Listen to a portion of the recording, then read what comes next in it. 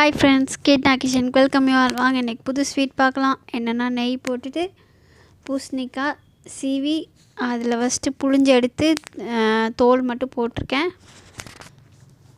அது கொஞ்சம் நல்லா வெந்து கிளாஸ் பதத்துக்கு வந்ததுக்கப்புறம் நம்ம அந்த தண்ணியை ஊற்றிக்கலாம். அது வரைக்கும் நல்லா கிண்டிக்கலாம் ஃப்ரெண்ட்ஸ்.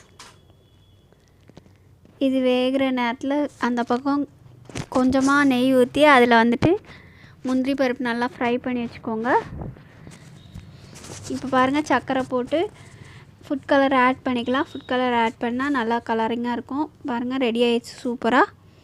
கண்டிப்பாக நீங்களும் ட்ரை பண்ணுங்கள். இந்த மாதிரி கலர் இல்லாமலேயும் பண்ணலாம்.